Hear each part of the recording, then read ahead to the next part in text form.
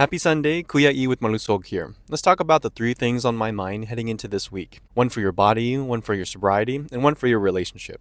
My favorite idea from this week's body pillar video is this. Fitness works the same way as investing. The real results come from compound interest. Back in the day, I was obsessed with quick fix programs like P90X and Insanity. 60 days, shredded, done. At least that was the fantasy. And I was drawn to that idea because I didn't want to admit the truth. Lasting fitness requires a lasting lifestyle change. It isn't a sprint. It's months, then years of building skills and habits. I didn't really start seeing my abs until adulthood, long after college, because that's when I finally learned food control and long-term discipline. And day 2 of the Malusog Reset hits this directly. I challenge you to set a diet plan for one day and actually follow through with it. The theory is simple, the execution though is where you grow. Day 2 trains the skill of consistency, not perfection. It builds the foundation that your future physique will thank you for. Next, my favorite idea from this week's sobriety pillar video is this. Drinking is a habit, but so is sobriety. And whichever one you repeat becomes your identity. When I used to drink wine every night after work, I created this internal story. I worked hard, so I deserve this, right? It wasn't true. It was just something I told myself to justify the habit.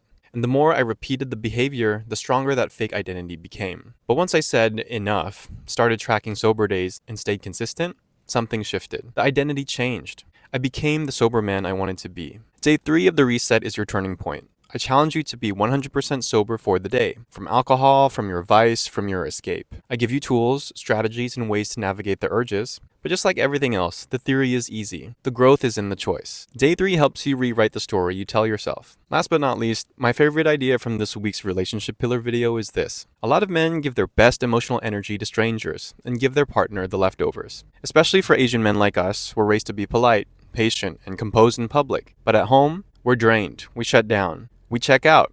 We numb ourselves. And this was me. At work, I was the patient one, the understanding one. But then I'd get home, drink away the resentment from the day, and give zero emotional leadership to my wife. And she felt it, deeply.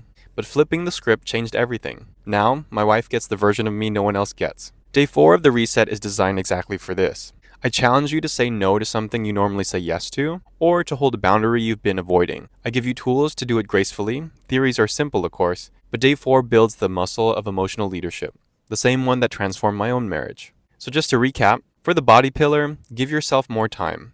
Lasting results don't come from shortcuts, they come from consistency. For the sobriety pillar, sobriety is a habit you can train. Just like drinking became a pattern, so can becoming the sober man you want to be.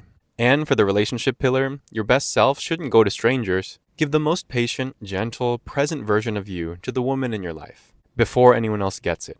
If you want to experience these 5 days for yourself, the reset link is in the description. And stay tuned this week for No Dad Bod pillar on Monday, sobriety quit drinking pillar on Wednesday, and relationships and love pillar on Friday. We go deeper into all 3 pillars. I'll see you there.